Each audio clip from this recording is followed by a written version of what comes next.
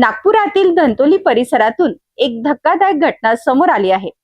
एकाच कुटुंबातील तब्बल 5 जण अचानक बेपत्ता झाल्याने खळबळ उडाली आहे। 24 जून पासून या कुटुंबाचा कोणताही संपर्क होत नसून कर्जाच्या वाढत्या ओझ्यामुळे त्यांनी घर सोडल्याचा प्राथमिक संशय व्यक्त केला जात आहे। पोलिसांनी या प्रकरणाचा कसून तपास सुरू केला आहे।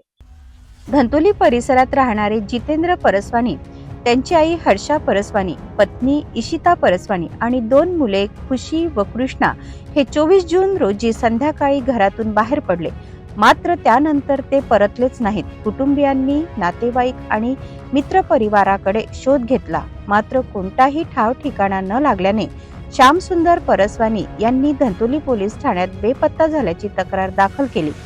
तपास दरम्यान पोलिसांनी मोबाईल लोकेशनची माहिती तपासली असता या कुटुंबाचे शेवटचे लोकेशन पिंपरी चिंचवड परिसरात आढळून आले। प्राथमिक तपासात या कुटुंबाने अनेकांकडून मोठ्या प्रमाणात कर्ज घेतल्याची माहिती समोर आली आहे। कर्जाची परतफेड करणे शक्य नसल्यामुळे त्यांनी घर सोडल्याची शक्यता पोलिसांना व्यक्त केली आहे। सध्या पोलिसांकडून नातेवाईक, परिचित आणि इतर संबंधितांकडे चौकशी सुरू असून कुटुंबाचा शोध घेण्यासाठी विविध पथके काम करत आहेत। दरम्यान या घटनेमुळे धंतोली परिसरात चिंतेचे वातावरण निर्माण झाले असून नागरिकांमध्येही विविध चर्चांना उधाण आले आहे।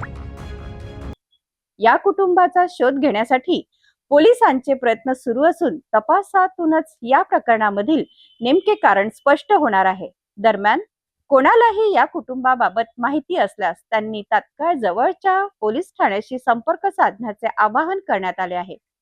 तुम्हाला या सगळ्या घटनेबद्दल काय वाटतं? तुमची मते कमेंट मध्ये सांगा।